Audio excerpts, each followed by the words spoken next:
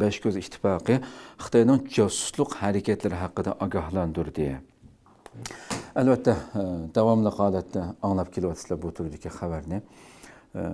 Nurg'un davlatlar shunchalik tadbirlarni elayotgan bo'lsa-mu, aqdan Xitoyning har davlatlardan chiqayotgan bu josuslari har xil yo'llar bilan Xitoyning singib kirish, ma'lumot o'g'irlash, odam sotib olish bu ishlarni to'xtovsiz davom qilayotganligi har doim o'tirib qo'yilyotidi va kunsir ko'payyotidi bu masalalar.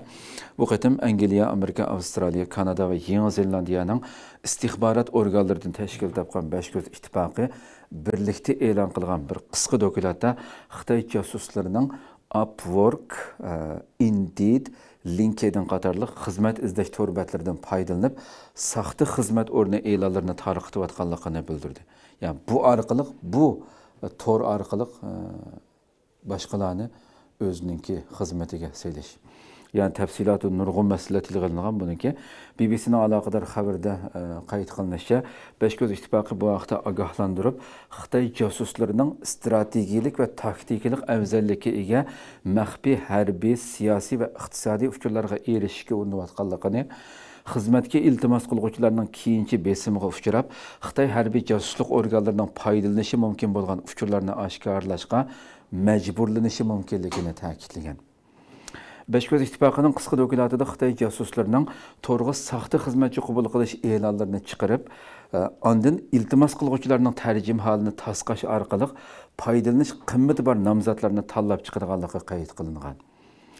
Nishonlangan xodimlarning doirasi intayin keng bo'lib, bexatarlik ruxsati bor xodimlardan tortib, aql ambiri mutaxassislargacha tanlash obyektiga aylangan. Yani uzun müddet tekshirilganda bu xabarning tafsilotida nurg'un masalalar tilg'ilingan yana. Angliya bexatarlik vaziri Dan Jarvis barliq hukumat va armiya xodimlarini tor hujumlarining alomatlarini tunib yetishga, shundaqla ongsiz holda davlat bexatarligi xatar elib kelishdan saqlanishga chaqirgan. Bu Angliya bexatarlik vaziri. Xitoy Tashqi ishlar ministrligi bayonotchisi bo'lsa, bu vaqtdagi xabar o'tirib chiqqan ekan. Sualga cevap verip bununla alakadar Besh Ko'z ittifoqi nomussizlarcha her daimki ushshuqligi bilan derhal oldiga o'tib yapılam.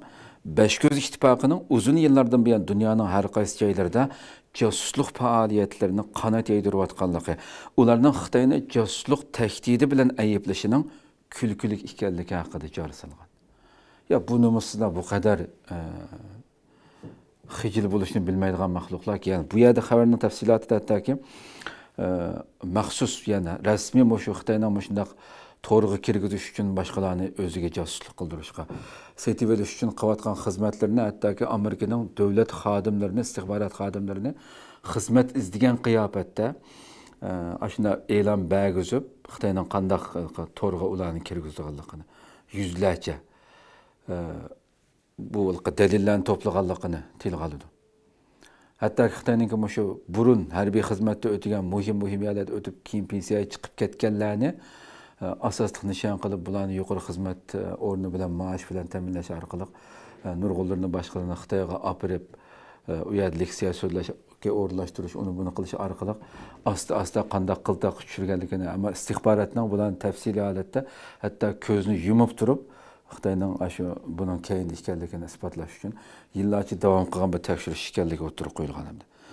Shunda to'sam nomussizlarcha bu Xitoy gunohni boshqalarga do'ngab qo'ya oladi, chiqiblar. Senda vaqt, menda vaqt degandek nomussizlar.